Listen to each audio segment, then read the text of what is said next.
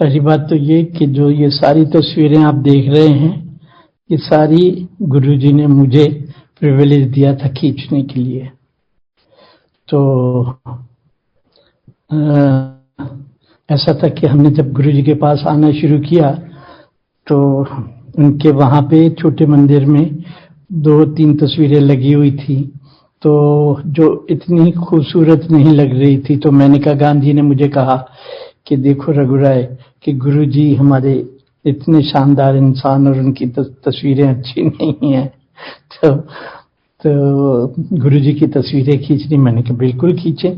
तो हम गुरुजी के पास दोनों हाथ जोड़ के गए कि गुरुजी हमें अच्छी अच्छी तस्वीरें बनानी है।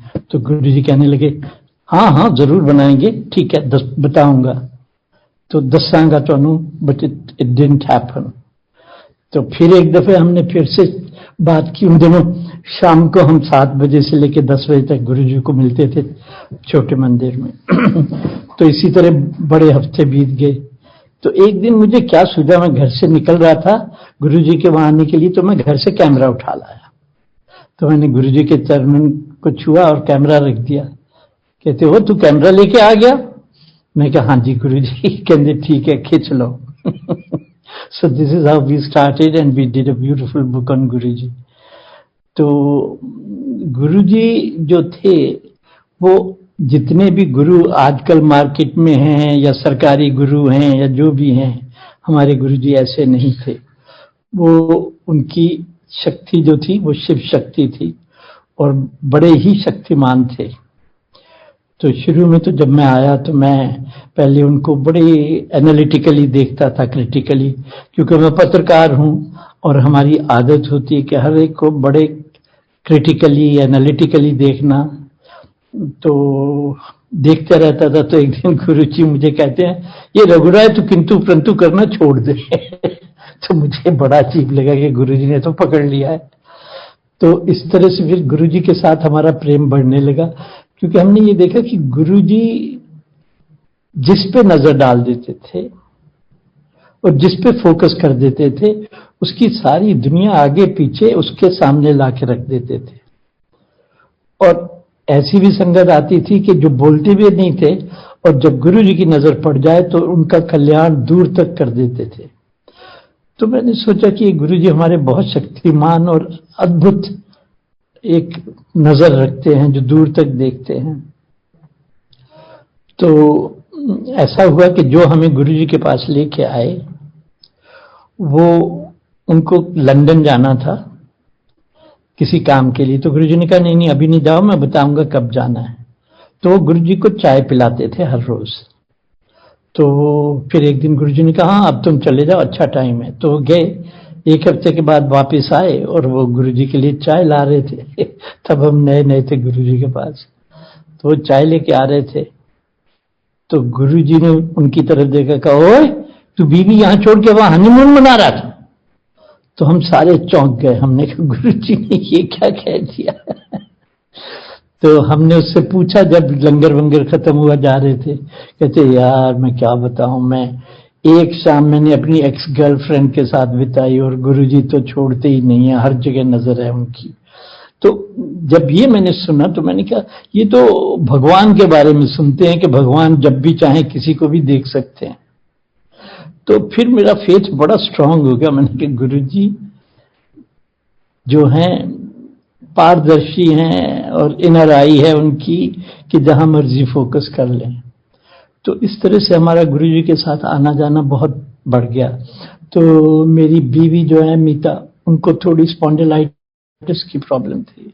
तो शुरू में ही पहले दिन गुरुजी कहते हैं गुरमीत इधर आओ मेरे पांव दबाओ। अब कोई भी उनको गुरमीत नहीं कहता, उनका पूरा नाम गुरमीत है लेकिन हम सब मीता कहते हैं। तो हम सब चौंक गए कि गुरुजी कहाँ से जान जाते हैं। तो मीता पांव दबाती रही 15-20 मिनट, 25 मिनट हो गए, इतने लंगर लग गया। गुरुजी कहते जाओ लंगर छको। तो जब वो उठी तो मेरे पास आई, कहती है मेरी तो दर्दे वर्दे शोल्डर की सब चली गई। तो आप सोचते हैं कि आपने गुरुजी की सेवा की है, लेकिन गुरुजी आपके दुख हरण कर रहे हैं उस कनेक्शन से, when you are touching his feet और हिज शोल्डर और व्हाटएवर। तो इस तरह से बार बार गुरु जी का जादू चलता था।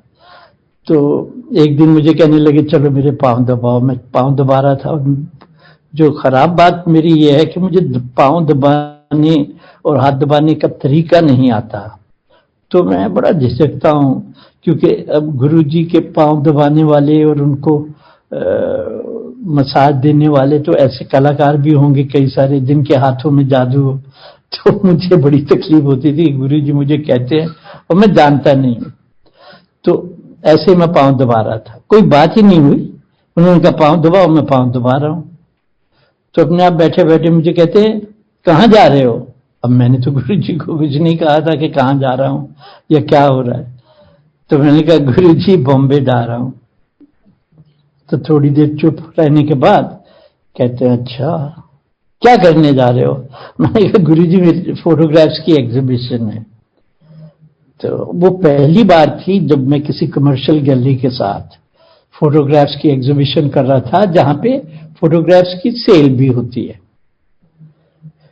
तो मैं चरण दबा रहा था, तो करते करते बोलते हैं मुझे अच्छा जा पैसा नोट छाप। मैं कहा थैंक यू गुरु जी। तो मैं गया बॉम्बे, तो वापस आया तो कोई 150 नहीं 180 के करीब फोटोग्राफ्स बिक गई एडिशंस में। 50 पिक्चर्स थी, उनके एडिशन थे, तो 180 फोटोग्राफ, जो कि बहुत ही अनयूजुअल बात थी, और वो भी फोटोग्राफी में। तो जब मैं वापस आया तो गुरुजी के चरणों में मत्था टेकने आया, तो गुरुजी कहते हैं यार तू बड़े पैसे बनाया। मैंने कहा गुरुजी आपने आशीर्वाद दे के भेजा था, तो कौन रोक सकता है? कहते बैठ आ जा। इसी तरह गुरुजी की अजीब अजीब बातें थी। तो पर गुरुजी प्यार देते भी थे और प्यार के भूखे भी थे। तो एक दिन 31 दिसंबर की बात थी कि एम्पायर स्टेट में, जहां गुरुजी का छोटा मंदिर है, तो साथ ही उनके खोसला आंटी रहते थे, और खोसला आंटी का बेटा जो है सत्यशील, वो मेरा पुराना दोस्त है। तो 31 दिसंबर को मैं गुरुजी के चरणों में बैठा था, तो वो गुरुजी के पास आया, गुरुजी के चरण छुए कि गुरुजी आशीर्वाद लेने आया हूं। तो गुरुजी ने उनको ब्लेस किया। फिर कहते गुरुजी ये मेरा दोस्त आपके पास बैठा है आपके चरणों में, इसको भी भेज देना, आज पार्टी है। और फिर जाते वक्त मेरी तरफ देख के कहने लगा कि जरूर आना है, भूलना नहीं है। मैंने कहा ठीक है। तो मैं तो गुरुजी के चरणों में बैठा था आनंदित होके। तो आधे पौने घंटे के बाद गुरुजी ने मुझे कहा जा रघुराय पार्टी कर, क्या बिस्की शिस्की पी क्या जा। तो मैं कहा ठीक है गुरुजी। मैं उठ के पड़ा, तो मैं साथ ही तो था, दूसरा घर उनका था, तो मैं चला गया। तो वहां उनके घर में भीड़ लगी हुई थी, उनके मेहमानों की और दोस्तों की, और एकदम से खचाखच भरा हुआ। और कहाँ गुरुजी के चरणों में ताजगी में मैं बैठा था। तो मेरे दोस्त ने मेरे लिए एक छोटा ड्रिंक डाला, और मैं ड्रिंक जो है 10-12 मिनट में मैंने खत्म कर लिया, छोटा सा था। और मुझे किसी से कोई कनेक्शन नहीं बन रहा था, किसी के साथ भी, तो मैं बोर हो रहा था। तो मैंने कहा अरे छोड़ो ना यार। तो मैं छोड़ा, और वहां से 20-25 मिनट में वापस आया। तो जब मैं अंदर आ रहा था तो गुरुजी ने मुझे दूर से देखा। गुरुजी का चेहरा प्यार से खिल गया, और बोलते ओए तू वापस आ गया, तेरा वहां जी नहीं लगा। मैंने कहा गुरुजी आप इतने पास बैठे और मैं वहां पार्टी करूं, ऐसे कैसे हो सकता है? तो मतलब उस वक्त गुरुजी की आंखों में इतना प्यार था कि देखो ये पार्टी छोड़ के वो मेरे चरणों में बैठने आया है। तो जब गुरु प्यार देता है तो उसको भी प्यार की ही आवश्यकता होती है, ताकि उस प्यार में मल्टीप्लिकेशन हो। तो ऐसी बहुत कहानियां होती रही हमारी जिंदगी में, और मैंने ये देखा कि इतने भांति भांति के लोग, भांति भांति की संगत तरह तरह से कनेक्ट करते हैं गुरुजी से, और गुरुजी भी उनसे उसी तरह भांति भांति भिन्न भिन्न प्रकार से गुरुजी उनको ब्लेस करते हैं, उनसे रिलेट करते हैं। पर जो मेरी जो सबसे कीमती कहानी है, दो हैं। एक तो ये कि जब गुरुजी चले गए तो हम काफी दिल में दुख उठता था कि गुरुजी नहीं है हमारे सामने। हालांकि जब एम्पायर स्टेट जाते थे या बड़े मंदिर आते थे तो हमें कमी नहीं लगती थी, लेकिन फिर भी उनकी प्रेजेंस जब हमने देखी है, उनके चरण छुए हैं, तो हमें अजीब लगता था। तो एक दिन हम संडे के दिन फार्म पे बैठे थे, सर्दियों के दिन थे, तो मीता आंटी भी और उनकी बहन, हमारे बच्चे सारे बैठे हैं। तो कोई 12-1 बजे का टाइम था और हम बड़े लोग जो थे, हमारे हाथ में वाइन के ग्लास थे। तो संडे का दिन था, हम वाइन पी रहे थे। तो नीता मुझे पूछने लगी कि देखा ना, बड़े दिन हो गए ना, गुरुजी के साथ कोई भी कनेक्शन, कोई भी वार्तालाप नहीं है। तो मैंने कहा कि ये तो कोई हमारे बस की बात नहीं है, जब गुरुजी करें तो करें, हम कैसे कनेक्ट करें। तो मैंने इतना कहा तो एक बटरफ्लाई आई, तो मेरे चक्कर काटने लगी बिल्कुल मेरे सिर के पास पास। तो जब 1, 2, 3, 4 इस तरह से कई चक्कर काटने लगी, तो मैंने कहा लो गुरुजी आ गए। तो चक्कर ही काटती गई बटरफ्लाई मेरे। तो मीता की बहन जो थी वो कभी गुरुजी से मिली नहीं है, तो उसने बड़े जोकिंगली कहा, अरे तुम्हारे गुरुजी आ गए तो गुरुजी को वाइन पिलाओ ना। तो उसने इतना कहा, मैं हाथ में ग्लास पकड़े हुए हूं, तो जो बटरफ्लाई थी वो ग्लास के किनारे पे आके बैठ गई, लेकिन वाइन जो थी कोई 2-3 इंच नीचे थी उससे, किनारे से। तो वो बैठी है। मैंने कहा ले गुरुजी आ गए वाइन के लिए। तो वो फिर मजाक करती, कहती अरे वाइन तो नीचे है। तो वो बटरफ्लाई नीचे गई ग्लास के अंदर, वाइन को टच किया और फिर मेरे चक्कर काटने लगी। तो पुरवई मेरी बेटी, जो सबसे छोटी बेटी है, वो कोई 5-6 फुट दूर बैठी थी। तो वो देख के कहने लगी, पापा जब गुरुजी से तब भी हमारे साथ कभी बात नहीं होती थी, अभी भी नहीं होती। तो बटरफ्लाई सीधी मेरी बेटी पुरवई के चक्कर काटने लग गई, काटती रही। उसके चक्कर 6-7 काटे, फिर मीता साथ बैठी थी। तो फिर मीता, जो कि गुरुजी से बहुत प्यार करती थी और बड़ी भगत है, तो उसके चक्कर काटने लगी बटरफ्लाई और फिर उसके सिर पे जाके बैठ गई। तो ये सिलसिला जो था कोई 10-11 मिनट तक चला। और ये हम, उसके बाद हमें ये कन्विंस हो गया कि गुरुजी को अगर आप पूरे दिल से याद करो तो गुरुजी दूर नहीं है। तो इसी तरह अक्सर बातचीत होती रहती थी। एक दिन क्या हुआ कि हम छोटे मंदिर में एम्पायर स्टेट में जा रहे थे, तो 4-5 आंटी आ रही थी जो बड़े दिन के बाद मिली थी, क्योंकि अब गुरुजी तो वहां विराजमान नहीं थे। तो बड़े दिन के बाद मिली, अरे रघु अंकल बड़े दिन के बाद आपको देखा है, गुरुजी से कोई कनेक्शन है? मैंने कहा है, क्यों नहीं, आप आइए ना, हमें गुरुजी अभी लेने आएंगे। तो मैं उनके साथ वॉक किया गेट तक, गुरुजी के गेट के पास में जाके रुक गया। मैंने कहा अभी गुरुजी हमें लेने आएंगे। मैंने ये स्पॉन्टेनियसली मेरे मुंह से निकल गया, क्योंकि अक्सर मैंने जब गुरुजी थे तो ये फील करते थे कि कई दफे हम वहां गेट पे पहुंचते थे, गुरुजी की महक आती थी, जैसे गुरुजी हमें रिसीव करने आए हैं, अंदर ले जाएंगे। तो मैंने कहा नहीं, गुरुजी अभी आएंगे। तो हम सारे आंटी और मैं, हम हाथ जोड़ के आंखें बंद करके खड़े हुए ही थे कि गुरुजी की फ्रेग्रेंस ही फ्रेग्रेंस हो। आंटीज तो पागल हो गई कि तुमने तो कमाल कर दी। तो ऐसी तो इतनी कहानियां हैं कि पूछिए नहीं, जिनका कोई अंत नहीं है। लेकिन जो अभी रिसेंट कहानी थी लास्ट ईयर, कि मुझे पेरिस से फोन आता है कि भाई हम दुनिया का सबसे बड़ा अवार्ड देने जा रहे हैं फोटोग्राफी में, और हमने 16 फोटोग्राफर लिस्ट किए हैं दुनिया भर से, तो उसमें आपका भी नाम है। मैंने कहा थैंक यू वेरी मच। तो फिर कहने लगे कि अगर आप को पूरा नॉमिनेशन मिल गया तो आप एक्सेप्ट करेंगे? तो मैंने कहा हाँ हाँ, क्यों नहीं करूंगा। तो मैंने कहा कौन कौन से नाम है? तो उन्होंने जो नाम बताए, जेम्स नाचवे, लियोबोविट्स, ऐसे ऐसे बड़े बड़े नाम, जो वहां कोई अमेरिकन है, कोई फ्रेंच है, कोई जर्मन है, जो वहां कई साल से हमसे भी सीनियर। तो फोन रख दिया।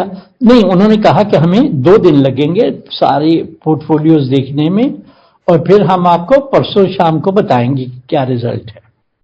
पर मैंने सोचा कि ये एक तो कह रहे हैं 16 फोटोग्राफर चुने हैं और उसमें आप भी हैं और आप एक्सेप्ट करेंगे, मुझे क्यों पूछ रहे हैं अगर ये लोग उसके करीब नहीं है रिजल्ट के। तो खैर मैंने फोन रख दिया। तो मीता भी थी, अवनी भी थी, हम वहां श्रीनगर में बैठे थे, फोटोग्राफ कर रहे थे, शूट कर रहे थे। तो मैंने उनको बताया, मैंने कहा देखो यार गुड न्यूज यार कि ऐसा हुआ है और मेरा भी नाम उन 16 फोटोग्राफर में है। तो फिर मैंने सोचा कि ये इतने बड़े बड़े नाम, मुझसे भी सीनियर लोग हैं जिनके काम हम एडमायर करते हैं। तो मैंने सोचा अरे यार मैं तो किसी को मिलता हूं ना, आता हूं ना जाता हूं, तो ये तो ठीक है मेरा नाम 16 में आ गया, पर ठीक है। तो मैं ऐसे ही बैठा सोचा ही था कि एकदम से मुझे ख्याल आया कि मैंने कहा अरे अगर गुरुजी ने बटन दबा दिया तो कौन रोक सकता है। तो उन्होंने मुझे कहा था कि मतलब the day after they will let me know the result. तो मैंने कहा ठीक है अभी तो टाइम है जो भी है, पर गुरुजी ने बटन दबा दिया तो कौन रोक सकता है। 2 घंटे के बाद मुझे फोन आ गया कि mister Rai you won it. मैंने कहा कैसे जी? कहते हैं कि everybody finally they didn't want to see other photographers work anymore because yours was the best portfolio, so everybody voted that let's not waste time.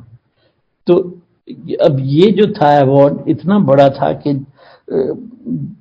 उसमें बहुत बड़ा अमाउंट भी था, और दूसरी बात ये थी कि दुनिया के लिविंग फोटोग्राफर्स में से who is the best kind of award it was. तो ये गुरुजी की कृपा के बिना तो हो ही नहीं सकता है। तो ऐसी कृपा है गुरुजी की।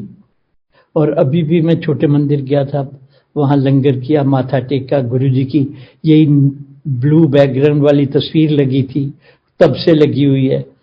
तो मैं गुरुजी की तरफ देख रहा था और उनकी गद्दी जहां हम उनको मिलते थे कि गुरुजी जहां विराजमान होते थे, तो मैं बड़ा इंटेंसली फोकस करके गुरुजी के चेहरे फोटोग्राफ को देख रहा था जो लविंग स्माइल इसमें है, और साथ गद्दी को देख रहा था। और मैं सोच रहा था गुरुजी आप अगर यहां बैठे होते तो कितना आनंद होता।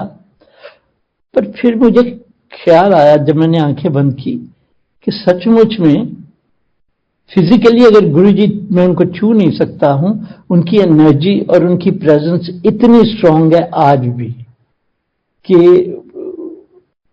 सिर्फ यही है कि बस आप छू नहीं सकते हैं, but he is always there for us. तो ऐसे ऐसे बहुत सारी बातें होती रही इन बिटवीन भी।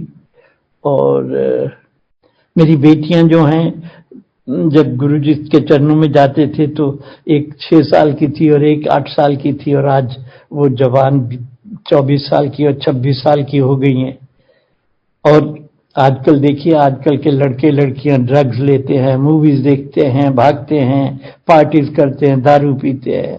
हमारी बच्चियां, उनको पता है कि गुरुजी सब देख लेते हैं, तो वो ऐसा कुछ नहीं है, और उनमें इतना प्यार है और गुरुजी के लिए इतनी भक्ति है कि गुरुजी हमारा धन, जो मैं और मेरी बीवी हम ये सोचते हैं कि हमारा धन जो है हमारी बेटियां हैं, कि इतनी लविंग, इतनी ठहरी हुई और इतनी सेंसिटिव हैं, ये गुरुजी की देन है। तो ऐसे ऐसी बहुत कथाएं हैं छोटी छोटी जो चलती रहती हैं। एक दफे एक संगत के और गुरुजी के पुराने भगत हैं, उन्होंने भी गुरुजी को ये बात कही थी कि गुरुजी आपकी तस्वीरें जो खींची हुई है ना फ्लैश से और ये सब अच्छी नहीं है, तो गुरुजी हमें अच्छी फोटो खिंचवानी है। और ये बहुत पुरानी बात है, जब मैं गुरुजी से अभी मिला भी नहीं था। तो गुरुजी ने उनको कहा कि देखो, जब मेरा फोटोग्राफर आएगा ना, आप सब देखोगे कि क्या तस्वीरें बनी हैं। तो गुरुजी की लीला बहुत निराली है। और एक उन दिनों सिंगला अंकल थे जो गुरुजी के बड़े सेवादार थे। तो वो बेचारे लोअर मिडिल क्लास के बंदे हैं, तो उन्होंने एक सेकंड हैंड मारुति खरीदी, जिन दिनों मारुति चली थी कार। तो वो he could afford only a second hand car. तो जिन्होंने उनको बेची तो उन्होंने कहा कि भाई 18 किलोमीटर देती है एवरेज। तो उन्होंने खरीद ली सेकंड हैंड मारुति। अब सेकेंड हैंड मारुति 18 किलोमीटर कैसे दे। तो he used to be very disappointed कि यार मैंने गाड़ी खरीद ली और इतनी महंगी पड़ रही है, ये 12-13 भी नहीं देती है। तो अब गुरुजी से आप ऐसी बात नहीं करते ना कि गुरुजी देखो मैंने सेकेंड हैंड खरीद दी और कुछ नहीं, मेरी कंजम्पशन ज्यादा है। बट वो गुरुजी का भगत था रेगुलर बेसिस पे, तो गुरुजी के पास आता था तो गुरुजी तो पढ़ लेते हैं ना कि कौन किस कहाँ पे किस मुश्किल में है। तो फिर जब गुरुजी के पास आने के बाद उसने अगली बार जब पेट्रोल भरवाया तो उसने देखा कि उसकी तो एवरेज 18 किलोमीटर हो गई है। तो वो इतना खुश था कि गुरुजी के चरणों में आकर माथा टेका। तो गुरुजी उसको कहते हैं अब ठीक है, तेरी एवरेज हो गई 18 किलोमीटर। तो गुरुजी जो हैं कुछ भी कर सकते थे। और एक संगत वाले हमें बता रहे थे कि उन्होंने गुरुजी ने पंजाब जाना था और गाड़ी मांगी कि भाई आप एक गाड़ी और ड्राइवर भेज दो। तो संगत वाले ने गाड़ी तैयार करके ड्राइवर के साथ और उसको पैसे वैसे दे के कि ध्यान रखना, पेट्रोल भर लेना, ध्यान करना। तो वो गुरुजी को लेके चल पड़ा, दिल्ली से बाहर निकल रहा था। उसने सोचा कि चलो मैं थोड़ा पेट्रोल टैंकी फुल करा लूं ताकि रास्ते में रुकना ना पड़े कहीं भी। तो गुरुजी कहते कहाँ जा रहे हो? कहते गुरुजी पेट्रोल डलवा लूं। कहते नहीं कोई जरूरत नहीं है। तो उसने कहा नहीं गुरुजी बहुत कम है। कहते नहीं नहीं चलो। तो बेचारा डर के मारे चल पड़ा कि मेरे बॉस के गुरुजी हैं। तो फिर जो नेक्स्ट पेट्रोल पंप लास्ट उसे दिखाई दिया फिर वो उधर मुड़ गया कि गुरुजी पेट्रोल भरना। उसने कहा गुरुजी ने कहा नहीं नहीं कोई जरूरत नहीं, तू चल, तेरी गाड़ी रुकेगी नहीं कभी। तो गुरुजी ले गए उसको पंजाब। 3-4 दिन वहां घुमाते रहे, कोई पेट्रोल नहीं भरा गया, कुछ नहीं हुआ। तो वो ड्राइवर तो बड़ा खुश कि ये तो चमत्कार ही चमत्कार है। तो फिर वो गुरुजी को लेके वापस आया। गुरुजी को उसने उतारा तो गुरुजी ने उतरते ही उसको कहा कि अब जाके जो भी पेट्रोल पंप आए वहां पे गाड़ी में पेट्रोल डलवा लेना। तो उसने सोचा कि अरे 4 दिन से गाड़ी पंजाब में घूम रही है, घूम के वापस आ गई है, अभी तो घर तो पास ही है, अब क्या जरूरत है पेट्रोल डलवाने की। तो एक पेट्रोल पंप आया, उसने नहीं भरवाया तो गाड़ी रुक गई। तो गुरुजी तो ऐसी ऐसी अद्भुत बातें करते थे। अच्छा, एक गुरुजी की संगत और थी जो बड़ी लाजवाब स्टोरी मुझे लगती है कि उनके बेटी थी और वो गुरुजी के बड़े भगत थे। तो उनकी बेटी थी 3-4 साल की। तो वो लेडी जो थी फिर प्रेग्नेंट हो गई। तो प्रेग्नेंट हो गई तो अब उनकी ये अभिलाषा थी कि अब तो इस बार तो बेटा ही होना चाहिए तभी बात बनेगी। तो उन्होंने 2-3 महीने या 4 महीने, पता नहीं मुझे याद नहीं है, तो उन्होंने स्कैन कराया बीवी ने जाके। हस्बैंड तो नौकरी पे गए थे, वो पीछे से जाके उसने सोचा पता ही कर ले कि लड़का है या लड़की। तो उसको पता चला कि ये भी लड़की है। तो जब उसके हस्बैंड आए तो उसने बताया कि भाई ये भी लड़की है। तो उनके पति ने कहा कि भाई क्या जरूरत थी तुम्हें ये सब करने की, क्योंकि ये तो उसकी देन है, नेचर की देन है जो हम बदल नहीं सकते। और तुमने क्यों ऐसे किया? अब ऐसे ही परेशान होकर बैठी हो कि बेटा नहीं है। तो खैर अब ऐसी बातें भी आप गुरु से अपने से नहीं करते कि देखो जी मेरी दूसरी बेटी आ रही है, because nobody can think that your Guru can change the gender. तो ये चलता रहा। पर गुरुजी जो हैं वो अंतरात्मा और सारे अंदर तक जानते हैं कि कौन कहाँ पे क्या है और क्यों ऐसा सोच रहा है, कैसा जी रहा है, या क्या उनके सुख हैं, क्या उनके दुख हैं। पर जब डिलीवरी हुई तो वो लड़का हुआ तो वो इतने एक्साइटेड हुए कि गुरुजी के चरणों में आए बच्चे को लेके। तो गुरुजी ने दूर से कहा कि भाई अब तो ठीक है, दूसरा लड़का हो गया, पहली लड़की अब दूसरा लड़का। तो गुरुजी बताते भी नहीं कि कहाँ पे वो क्या करने वाले हैं। तो ऐसी ऐसी इतनी अद्भुत कहानी। और नई संगत, इतनी नई संगत की भिन्न भिन्न कहानियां हैं कि पूछिए नहीं। बल्कि हमें तो थोड़ी जेलसी होती है कि नई संगत को गुरुजी बहुत लाड लड़ा रहे हैं। तो गुरुजी हमारे ऐसे अद्भुत क्या कहेंगे, मिरेकल मैन ही वॉज। और ये भी कि जब मैं चला जाऊंगा तो इतनी शक्ति छोड़ के जाऊंगा कि अभी तो आप सीधे चले आते हैं मेरे पास, तो फिर आप लाइनों में लग के आओगे। और आज वही सच है कि जब उनका बर्थडे होता है, शिवरात्रि होती, बड़े मंदिर में लाइनें लगी होती हैं 2-2 किलोमीटर, गाड़ियां रोक के उनको बसेस में लाया जाता है। और जब गुरुजी थे तो हम 150-200 लोग हर शाम को मिलते थे। ये बात दूसरी है कि पंजाब में और बाकी जगहों पे उनके बड़े भगत लोग हैं, लेकिन वो यही है कि गुरुजी कहने लगे कि इतनी शक्ति छोड़ के जाऊंगा।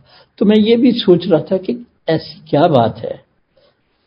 तो ये समझ में आया कि जब गुरुजी मतलब ह्यूमन फॉर्म में थे तो किसी का दुख निवारण करते थे तो उनके थ्रू जाता था, किसी को ब्लेस करते थे तो गुरुजी को खुद को फिजिकल प्राइस देनी पड़ती थी। अब जब वो ह्यूमन बॉडी में नहीं है तो उनकी एनर्जी और जो शक्ति छोड़ गए हैं वो इतनी पावरफुल है कि वो जो है उस कोई भी जो ईमानदारी से, प्योरिटी से वहां दिल लगाता है तो बहुत, देखिए इतनी जो संगत बढ़ गई है, हम सभी लालची मतलबी लोग हैं और इसीलिए जाते हैं कि गुरुजी का आशीर्वाद मिल जाए, हमारा ये काम हो जाए, हमारा वो काम हो जाए। तो इस तरह से संगत जो है इतनी बढ़ गई है इसलिए कि सबको वहां शक्ति और वहां पे उनको ब्लेसिंग्स मिलती हैं और उनके कल्याण होते हैं। हाँ, मुझे एक बात और याद आ गई कि जब हम छोटे मंदिर में एम्पायर स्टेट में मिलते थे तो कभी कभी वो हमें कुछ 8-10 लोगों को कहते थे, अरे बैठ जाओ, अब क्या घर जाना, मेरे पास ही बैठो। तो एक दिन इसी तरह वहां बैठे बैठे 12 बज गए, तो फिर बैठे बैठे कहते चलो बड़े मंदिर चलते हैं। तो मीता को कहते हैं चलो तुम्हारी गाड़ी में चलते हैं। तो गुरुजी मीता के साथ आगे बैठ गए, हम पीछे बैठे थे, मेनका गांधी भी हमारे साथ थी। तो मीता ने जल्दी से जब गुरुजी बैठे तो कीर्तन लगा दिया। तो गुरुजी कहते हैं अरे अब भगवान, रात हो गई, आधी रात हो गई, भगवान को भी सोने दो, छोड़ो ना, कुछ और लगाओ। फिर हमने पंजाबी गीत लगाए। तो फिर हम वहां गए, गुरुजी हमें बड़े मंदिर ले गए। तो ये मैंने कहा तो चली गई घंटे भर में, पर हम बैठे गुरुजी के साथ। तो फिर गुरुजी क्या करते थे, कभी कड़ा प्रसाद आ रहा है, कभी बर्फियां आ रही हैं, कभी कुछ आ रहा है, और इतना खिलाते पिलाते थे और इतना लाड लडाते थे कि पूछो ही नहीं। तो वहां बड़े मंदिर में तो हम कोई 6-7 लोग थे और गुरुजी थे। तो गुरुजी तब बड़े इनफॉर्मल हो जाते हैं, तो वहां पे गुरुजी नीचे कारपेट पे बैठ गए हमारे साथ। तो मीता और 2-3 लेडीज थोड़ा दूर बैठी थी, तो मैं गुरुजी के पास बैठा था। तो अब सुबह के 5 बज गए हैं बैठे बैठे। अब मेरी तो नींद के मारे बुरी हालत हो रही थी। तो मैंने कहा क्या करें यार, नींद बड़ी आ रही है और गुरुजी इतने प्यार से बिठाए हुए हैं। तो मैं ऐसे ही सोचा, ही मारते हैं गुरुजी को। मैंने कहा गुरुजी आप कब सोते हैं? तो गुरुजी कहते ले कहाँ, मैं सोता ही नहीं था, खाता भी नहीं था, कभी थोड़ा बहुत खा लिया, कभी सो गए। अब जब से आप लोगों से मिलने लगा हूं तो मैं खा भी लेता हूं, सो भी लेता हूं। तो मैंने कहा मारे गए गुरुजी तो मेरा हिंट ही नहीं पकड़े कि हमें नींद आ रही है। तो मतलब इस तरह से था कि गुरुजी लेटे हुए, मैं 2 फीट भी दूर नहीं था, उनके पास बैठा था। तो गुरुजी बड़े प्यार में आराम में थे लेटे हुए और मैं पास बैठा हूं। और गुरुजी जब ऐसे संगत चली जाती है तो अपना ट्राउजर और बुशर्ट में बदल लेते थे।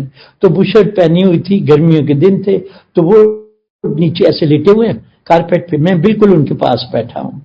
तो मैंने कहा गुरुजी जब इतना प्यार और इतनी कम्युनिकेशन कर रहे हैं, तो मैंने सोचा, मैंने कहा गुरुजी एक बात बताइए। कहते हाँ। मैंने कहा गुरुजी ये महक कहाँ से आती है आपकी रोजेस की? तो गुरुजी लेटे हुए थे और उन्होंने अपनी बुशर्ट उठाई और अपनी नेवल, अपनी नाभि की तरफ इशारा किया कि यहां से आती है। तो मैं एकदम से, मैं तो पास ही बैठा था, तो मैं एकदम से झुका और इतनी महक कि मैंने गुरुजी की नेवल झट से चूम ली।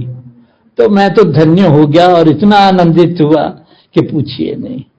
तो ऐसी ऐसी बड़ी बड़ी कहानियां और घटनाएं हैं। लेकिन एक बात तो है कि जो मैंने पहले भी कहा कि गुरु के साथ प्रेम बहुत आवश्यक है, और आप करते हैं तो गुरु भी करता है, और अगर आप उनको प्रेम देते हैं तो वो भी प्रेम अब उनको भी चाहिए, गुरुओं को भी, वो भी उनको भी सींचने की जरूरत है जैसे वो हमें सींचते हैं। तो ये जो बात है बड़ी कीमती है कि ये हम ये ना सोचे कि वो ही हमें सब कुछ देंगे, हम उनको, हम तो छोटे हैं, हम तो कुछ भी नहीं है, ऐसा नहीं है। ये टू वे ट्रैफिक है, और जब टू वे ट्रैफिक बनता है तो कम्युनिकेशन और रिचनेस जो है जीने की बहुत बढ़ती है। तो मेरे ख्याल से आज के लिए इतना ही काफी है। बहुत बहुत धन्यवाद सबका। फिर मौका होगा तो फिर मुलाकात होगी। जय गुरु जी, और सबको प्यार गुरु जी का और मेरा भी।